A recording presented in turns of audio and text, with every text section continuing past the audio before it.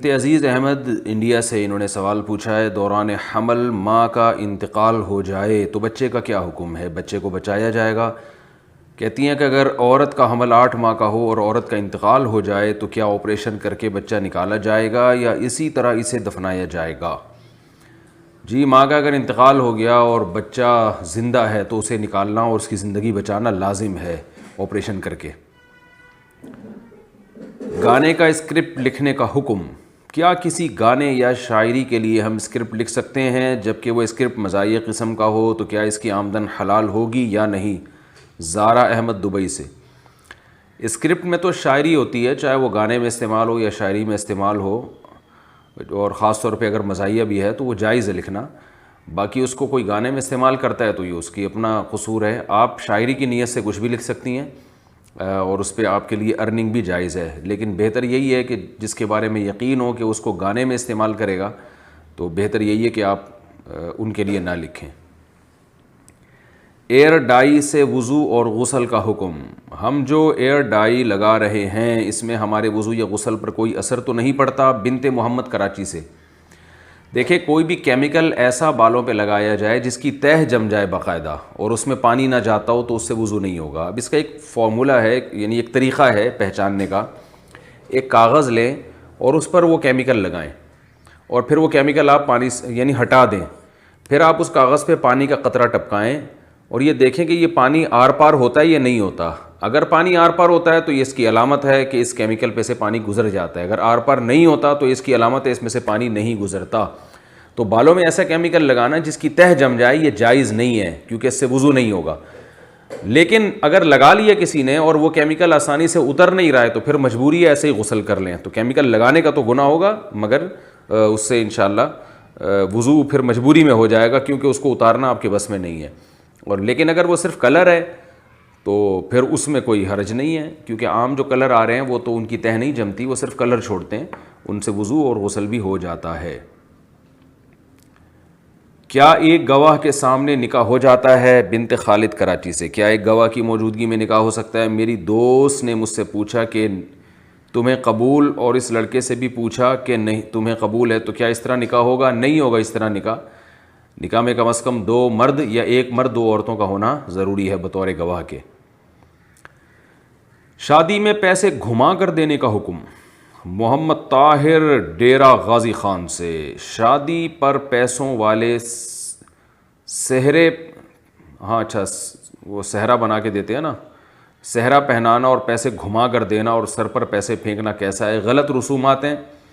پیسے گھما کر دینے کا مطلب اگر یہ ہو کہ وہ سمجھتے ہیں صدقہ ہے، اس سے بلائیں ٹلیں گی، تو یہ گھمانا بھی بدعت عمل ہے، اس کو خام خام ایک شریعت پر زیادتی ہے۔ اور جو صحرا ہوتا ہے وہ دولہے کے جو نوٹوں والا صحرا ہے وہ بدعت تو نہیں ہے لیکن ایک غلط رسم ہے، ایک بری رسم ہے جو بالکل ایک لغو اور عبث ہے، اس سے اجتناب کرنا چاہیے۔ مرحوم والدہ کو سلام کس طرح پہنچائیں؟ کیا ہم مرحوم والدہ کے بارے میں اللہ تعالیٰ سے بول سکتے ہیں کہ یا اللہ میری امی کو سلام پہنچائیے؟ کیا اس طرح کہنا درست ہے؟ مسز مصطفیٰ خان ریاض۔ دیکھیں، ہمیں جو میت کے بارے میں شریعت کی تعلیمات ہیں وہ یہ ہیں کہ جب ہم قبرستان سے گزریں تو پھر السلام علیکم یا اہل القبور کہیں، ایک جنرلی سارے قبرستان والوں کو سلام کریں۔ یہ تو سنت سے ثابت ہے، اس کی نبی نے ترغیب دی ہے۔ جب آپ قبرستان سے گزریں، اس میں چاہے آپ کی والدہ ہوں یا کوئی ریلیٹیو ہو، تو آپ اوورآل تمام قبرستان والوں کو اس طرح سے سلام کر سکتے ہیں، السلام علیکم یا اہل القبور انتم لنا سلف ونحن بکم خلف وانا ان شاء اللہ بکم لاحقون۔ کہ اہل قبور تم سب پر سلامتی ہو، تم پہلے چلے گئے، ہم تمہارے بعد آنے والے ہیں، اور یعنی عنقریب ہم تمہارے پیچھے تمہارے بعد آنے والے ہیں، پہنچنے والے ہم بھی۔ یا دعا کی جائے میت کے لیے، اسپیشل اس طرح سے سلام پہنچانا میری علم میں کوئی ایسی روایت نہیں ہے۔ تو میت کے جو احکام ہیں یہ توقیفی ہوتے ہیں۔ توقیفی کا مطلب جتنا ثبوت ہو اسی پر اکتفا کرنا چاہیے، اپنی طرف سے اس میں زیادتی نہیں کرنی چاہیے۔ ہندو مسلم فساد کے ڈر سے مسلم نام چھپانا۔ سائمہ خاتون انڈیا سے پوچھتی ہیں، یہاں انڈیا میں ہندو مسلم فساد کی وجہ سے ہندو لوگ مسلمانوں کو راستے میں یا ٹرین وغیرہ میں مار دیتے ہیں۔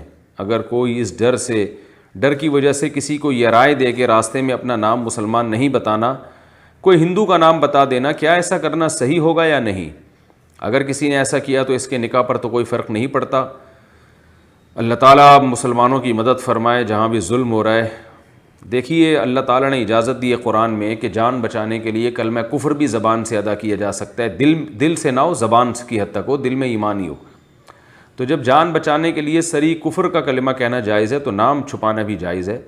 اللہ تعالیٰ مسلمانوں کی مدد فرمائے، اور جہاں بھی مظلوم ہیں اللہ تعالیٰ ان کی مدد فرمائے۔ طلاق کو کسی شرط کے ساتھ وابستہ کرنے کا حکم۔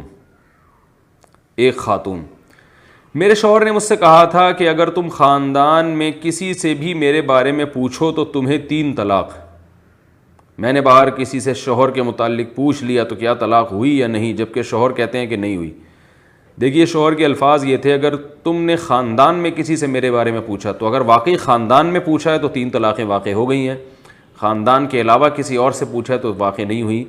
اس قسم کی حرکتیں شوہروں کو نہیں کرنی چاہیے۔ اس طرح کے الفاظ کو، طلاق کو اس ایسی چیزوں کے ساتھ معلق کر دینا یہ بڑی جہالت کی بات ہے، بہت غلط حرکت ہے یہ۔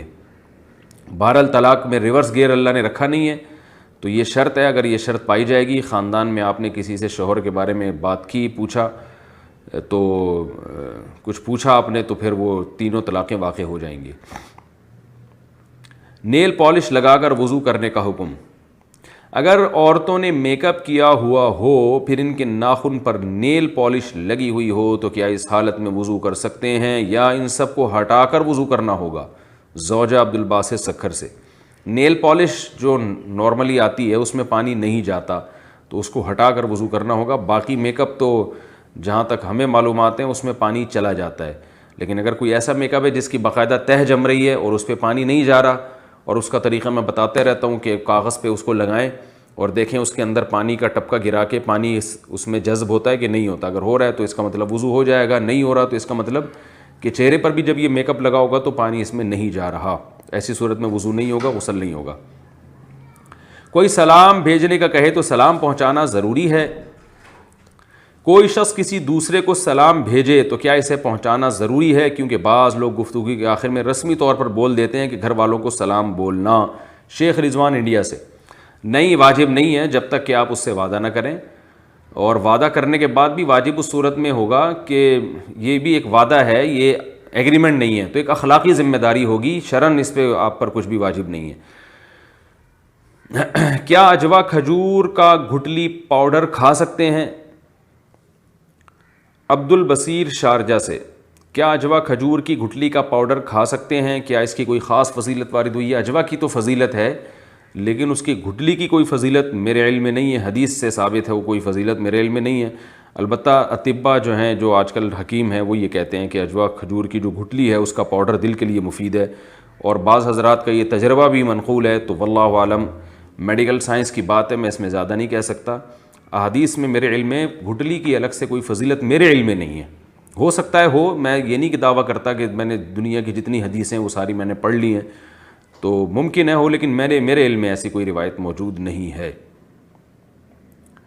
کیا ایک مسئلے میں دوسرے امام کو فالو کر سکتے ہیں؟ ایک امام کو فالو کرتے ہوئے کوئی ایک مسئلہ دوسرے امام کا لیا جائے تو کیا حکم ہے؟ خرم مغل: یہ جائز نہیں ہے۔ اللہ تعالیٰ زمین میں فساد کو بھی پسند نہیں کرتے اور خواہشات نفسانیہ کی غلامی کو بھی پسند نہیں کرتے۔ جب آپ کسی ایک امام کو فالو کر رہے ہیں تو آسانیوں میں بھی اسی کو فالو کریں، مشکل مسائل میں بھی اسی کو فالو کریں۔ دیکھیے ایک امام کے مسئلے کو چھوڑا جاتا ہے یا تو اس بیس پر کہ آپ کو دلیل مل گئی دوسرے مذہب پہ، دوسرے مسلک کے دلیل برحق ہونے پر، تو دلیل عوام کو جب ملتی ہے تو اس کا اعتبار اس لیے نہیں ہوتا کہ عوام کے سامنے سارے دلائل نہیں ہوتے، تو یہ مجتہد جس کو اللہ نے یہ صلاحیت دی ہے کہ دلائل میں وہ فرق کر سکتا ہے، اس کے لیے تو یہ ہے کہ جہاں دلیل ملے گی وہ اس کو فالو کرے گا۔ عامت الناس میں یہ صلاحیت نہیں ہوتی، وہ تو ایک دلیل سنتے ہیں ان کو وہ اچھی لگ رہی ہوتی ہے، دوسرے سنیں گے اس کو وہ اچھی لگ رہی ہوتی ہے، اور ان کے پاس تمام علوم ہوتے بھی نہیں ہیں۔ قرآن مجید میں اللہ کا ارشاد ہے اتبع ما اوحی الیک من ربک، جو اللہ نے قرآن نازل کیا اس کی اتباع کرو، تو اس سے مراد پورا قرآن ہے، اور پورے قرآن کو سمجھنے کے لیے تمام احادیث کا جاننا بھی ضروری ہے۔ پھر احادیث میں صحیح کیا ہے، ضعیف کیا ہے، ناسخ کون سی ہے، منسوخ کون سی ہے، جب تک ان تمام چیزوں پہ انسان کو دسترس حاصل نہ ہو وہ مجتہد نہیں بنتا، اور وہ ایک دلیل اس کے سامنے ہوتی ہے، دوسری اس سے اوجھل ہوتی ہے، تو اس کی غلطی کا امکان زیادہ ہے۔ تو اسی مصیبت سے بچنے کے لیے کہا جاتا ہے کہ جیسے حدیث میں ہم محدثین کو فالو کرتے ہیں، اپنی کوئی تحقیق نہیں ہوتی، تو فقہ میں یعنی قرآن و حدیث سے جو مسائل نکالے گئے ہیں اس میں کسی امام کو فالو کریں جن کو پوری امت مانتی رہی ہے. جیسے حدیث میں امام بخاری کو امام مانا گیا ہے, تو فقہ میں امام ابو حنیفہ کو, امام شافعی, امام مالک اور احمد بن حنبل رحمہم اللہ کو امام مانا گیا ہے. تو امت کی گواہی سے ان کا مجتہد ہونا ثابت ہے اور انہوں نے مسائل کا استنباط کیا ہے. تو ان میں سے کسی ایک کو فالو کریں. ایک ہی مسئلے میں آدھا اس کو آدھا اس کو, یہ دین ایک کھچڑی بن جائے گی, چونچو کا مربع بن جائے گا. یہ جائز نہیں ہے, یہ عقل کے بھی بالکل خلاف ہے. غیر مسلموں سے تعویذ کرانے کا حکم. بنت عبداللہ میرپور خاص سے. ہمارے گاؤں میں اکثر لوگ غیر مسلموں سے تعویذ بھی کراتے ہیں اور مزاروں پر اور عاملین کے پاس بھی جاتے ہیں. اکثر ایسے لوگ ہمارے پاس قرض لینے آئیں تو کیا ان لوگوں کو قرض یا صدقہ خیرات دینا جائز ہوگا؟ نیز انہیں کس طرح تبلیغ کرنی چاہیے کہ وہ ان چیزوں سے باز آ جائیں؟ غیر مسلم سے تعویذ لینا بالکل بھی جائز نہیں ہے, اس لیے کہ تعویذ ویسے ہی ایک تو کمزور ایمان والے لوگوں کا کام ہوتا ہے, تعویذ گنڈوں میں پڑنا. یہ تو ہم لوگوں کو مسلمانوں سے بھی تعویذ لینے سے منع کرتے ہیں کہ جائز ہر جائز کام کرنے کا نہیں ہوتا. جائز ہے اگر اس میں قرآنی آیات یا دعائیں لکھی ہیں, یعنی مسلمان سے تعویذ لینا, لیکن یہ کمزور ایمان والوں کا کام ہے. اور میں نے دیکھا ہے تعویذ گنڈوں والوں کے کام کبھی بھی نہیں بنتے, وہ ہمیشہ پرچیوں میں ہی الجھے رہتے ہیں. تو اللہ سے دعا مانگے جو سنت طریقہ ہے یا جو سنت سے رقیہ ثابت ہے, دم ثابت ہے, وہ کرنا چاہیے. باقی غیر مسلم سے تعویذ لینا تو بالکل جائز نہیں ہے, دو وجہ سے. نمبر ایک, اس بات کا بہت خطرہ ہوتا ہے کہ وہ شرکیہ تعویذ بنا کے دیں. دوسرا, اگر وہ شرکیہ تعویذ نہ بھی دیں تو خطرہ یہ ہوتا ہے کہ آپ کا کام اللہ نے اپنی مرضی سے کر دیا, اللہ کی قدرت سے ہو گیا, تو آپ کے دل میں اس غیر مسلم کی جو ہے نا عقیدت پیدا ہوگی اور اس کے مذہب سے انسیت پیدا ہوگی. تو اس سے آپ کا اپنا ایمان کمزور ہو جائے گا, اپنا اسلام کمزور ہو جائے گا. اور تیسری بات یہ کہ اس کی ضرورت بھی نہیں ہے. مسلمان بہت ہیں دنیا میں جو ہے وہ آپ کو رقیہ کر دیں گے, دم کر دیں گے, یا یہ کہ جائز تعویذ بنا کے دے دیں گے, تو ضرورت بھی نہیں ہے جانے کی. اور ویسے بھی میں نے آپ کو بتایا کہ تعویذ گنڈوں والوں کے میں نے آج تک کام ہوتے نہیں دیکھے, وہ ایزی پرچیوں میں ساری زندگی ان کی گزر جاتی ہے. تو یہ بہرحال کمزور ایمان کی بات ہے. اللہ پہ کامل درجے کا توکل جو ہے اس کا تقاضا یہی ہے کہ ان چیزوں سے بالکل دور رہیں. اور مزاروں پہ جانا اور عاملوں کے پاس جانا تو ویسے بھی جائز نہیں ہے, زندگی برباد ہو جاتی ہے. رہا یہ مسئلہ کہ ان لوگوں کو آپ سمجھائیں کیسے, تو ہم تو 15-20 سال سے سمجھا رہے ہیں, ان کی سمجھ میں نہیں آ رہا. آپ کے ایک دفعہ سمجھانے سے کہاں سمجھ میں آئے گا؟ یہ پولیس ہی ان کو سمجھا سکتی ہے, بشرطے کہ پولیس کو اللہ سمجھا دے کسی طریقے سے, ورنہ ان کو کوئی نہیں سمجھا سکتا. عاملوں کے پاس جو لوگ جاتے ہیں, میں ان کو سمجھا کے تھک گیا. لیکن ان کا یہی حل ہے کہ ان کی زندگی برباد ہونے دیں. جس کے دلوں پہ اللہ نے مہر لگا دی ہو تو اب کیا کون اس کو ہدایت دے سکتا ہے, کون سیدھے راستے پہ لا سکتا ہے؟ آپ ان لوگوں کے حالات دیکھ لیں. جو عاملوں سے بچتے ہیں وہ الحمدللہ خوش زندگی گزارتے ہیں. جو ان مزاروں پہ جاتے ہیں, عاملوں کے پاس جاتے ہیں, ساری زندگی وہ ان پہ جن چڑیل بھوت چمٹے ہی رہتے ہیں اور کبھی اس سے نکل نہیں سکتے وہ. تو ان حالات دیکھنے کے بعد بھی کسی کو عبرت حاصل نہیں ہوتی. تو بس آپ محبت سے سمجھا دیں, نہیں سمجھ میں آئے تو چھوڑ دیں. باقی رہا یہ کہ صدقہ خیرات, تو صدقہ خیرات پہلی کوشش تو یہ کریں نیک لوگوں کو دیا کریں تاکہ وہ گناہوں میں استعمال نہ کریں. لیکن بہرحال کوئی محتاج ہو تو صدقہ دینا اس کے لیے اس کو جائز بہرحال ہے. اسی نیت سے دے دیا کریں کہ آپ کا احسان ہوگا تو آپ کی بات مانیں گے اور عقیدہ اپنا صحیح کر لیں گے. گھر دیر سے پہنچتے ہوں تو وین میں نماز پڑھنا کیسا ہے؟ ایک خاتون: میں ایک اسٹوڈنٹ ہوں, میں عصر کے وقت یونیورسٹی سے وین میں واپس آتی ہوں. کیا میں وین میں عصر کی نماز پڑھ سکتی ہوں؟ کیونکہ میں یونیورسٹی پڑھوں تو میری وین نکل جائے گی, یعنی یونیورسٹی میں نماز پڑھوں تو میری وین نکل جائے گی, اور اگر گھر آ کر پڑھوں تو وقت نکل چکا ہوگا. دیکھیے, وین میں نماز مجبوری میں جائز تو ہے, لیکن روزانہ آپ عصر کی نماز وین میں پڑھیں یہ تو جائز نہیں ہے. عصر کی نماز آپ قضا, ایک تو ہوتا ہے نا کبھی اتفاق سے کوئی حادثہ ہو جائے اور گاڑی والا روک بھی نہیں رہا, گاڑی تو روک کے سڑک پہ کھڑے ہو کے نماز پڑھنا فرض ہے. فرض نماز آپ بیٹھ کے نہیں پڑھ سکتے سواری پہ, نفل نماز پڑھ سکتے ہیں, سنتیں پڑھ سکتے ہیں, لیکن فرض نماز کے لیے زمین پہ اتر کے کھڑے ہو کے پڑھنا پڑے گا. یا چلتی ہوئی گاڑی میں اگر کہیں جگہ ہے, گرنے کا خطرہ نہیں ہے, تو وہاں کھڑے ہو کر نماز پڑھنی پڑے گی. تو اگر کبھی اس کے خلاف ہو گیا اور اتفاق سے گاڑی والا روک نہیں رہا تو پھر تو ٹھیک ہے, مجبوری میں جائز ہے. لیکن نارملی یہ آپ نے روٹین بنا لینا جائز نہیں ہے. تو آپ یا تو ایسا کریں کہ عصر جو ہے شافعی وقت پہ جلدی پڑھ لیں یونیورسٹی میں, کیونکہ ہمارے ہاں ہندوستان اور پاکستان میں جو بر صغیر میں عصر کا وقت ہے وہ دیر سے شروع ہوتا ہے, جو امام ابو حنیفہ کا رحمہ اللہ تعالیٰ کا قول ہے, اور افضل وقت تو یہی ہے. لیکن اس کی بھی گنجائش ہے کہ اگر نماز قضا ہونے کا خطرہ ہے تو آپ مثل اول پہ نماز پڑھ لیں آپ، یعنی ایپ ڈاؤن لوڈ کر لیں، اس میں عصر جو شافی وقت کے مطابق عصر کا ٹائم ہے نا وہ دیکھ لیں کس وقت شروع ہو رہا ہے، تو امید ہے کہ اس وقت عصر کا وقت داخل ہو چکا ہوگا، تو اس وقت یونیورسٹی میں آپ 4 رکعتیں پڑھیں، پھر وین میں سوار ہو جائیں آپ۔ لیکن اس طرح جائز نہیں آپ اپنی وین کا ٹائم تبدیل کریں۔ اگر آپ کو شافی وقت کے مطابق بھی عصر نہیں پڑھ سک رہی ہیں تو پھر یہ تو روزانہ آپ نماز عصر پوری جو ہے نا آپ کی گول ہو رہی ہے اس میں، تو اس کے پھر کچھ اس کی بیٹھ کے فکر کریں کہ جو ہے کس طریقے سے آپ نے نماز کی بھی حفاظت کرنی اور وین کی ٹائمنگ کو کسی طرح سے چینج کریں آپ۔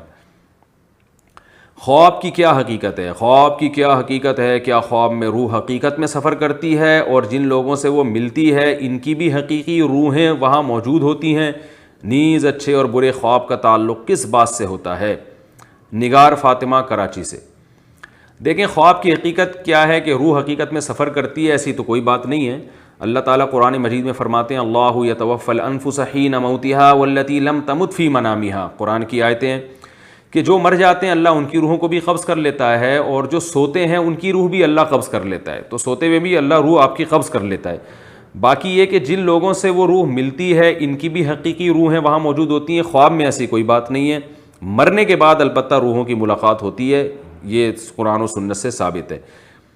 اور اچھے اور برے خواب کا تعلق کس سے ہوتا ہے؟ حدیث میں آتا ہے خواب نبوت کا 46واں حصہ ہے، اور آپ صلی اللہ علیہ وسلم نے فرمایا قرب قیامت میں مومن کے خواب سچے ہوں گے۔ مومن سے مراد جو یعنی ایمان اور عمل میں کامل ہوں۔ تو خواب میں اس بات کا امکان ہوتا ہے کہ اللہ کی طرف سے ہو، اس بات کا بھی امکان ہوتا ہے کہ شیطان کی طرف سے ہو، دونوں امکانات ہوتے ہیں۔ اور اچھے اور برے خواب، اچھے خواب اور برے خواب دونوں اللہ کی طرف سے بھی ہو سکتے ہیں، اور بعض دفعہ شیطان کی طرف سے ہو سکتے۔ شیطان کی طرف سے اچھا خواب کب آتا ہے؟ کہ جب آپ کے اعمال برے ہیں اور آپ جنت میں ٹہل رہے ہیں، تو سمجھ لو کہ یہ شیطان کی طرف سے ہے۔ اور اگر آپ کے اعمال اچھے ہیں اور آپ جہنم میں گھوم رہے ہیں تو بھی سمجھ لیں کہ شیطان کی طرف سے۔ اور اگر آپ کے اعمال اچھے ہیں اور آپ خواب میں جنت دیکھ رہے ہیں تو سمجھ لیں کہ یہ اللہ کی طرف سے آپ کو حوصلہ افزائی ہو رہی ہے۔ اور اگر آپ کے اعمال برے ہیں اور آپ جہنم میں جل رہے ہیں خواب میں تو سمجھ لیں کہ اللہ کی طرف سے آپ کو تنبیہ ہو رہی ہے کہ جیسے ہیں ویسے ہی نظر آ رہے ہیں آپ۔ تو میں نے بتایا کہ دونوں طرف سے ہوتا ہے، اور آج کل تو پیٹ کی خرابی کی وجہ سے لوگوں کو الٹے الٹے خواب آ رہے ہوتے ہیں، سانپ بچھو وغیرہ، گیس ہے، قبض بہت رہتا ہے لوگوں کو، اور رات کو دیر سے کھانا کھاتے ہیں تو پھر ایسی خوابوں کی تعبیریں پوچھ کے ہمارا ٹائم ضائع کر رہے ہوتے ہیں۔ تو ان کو میں یہی کہتا ہوں رات کو سونے سے پہلے 2 گولی کارمینہ جو ہے وہ گرم پانی سے کھائیں تو انشاءاللہ یہ سارے خواب آپ کے ختم ہو جائیں گے۔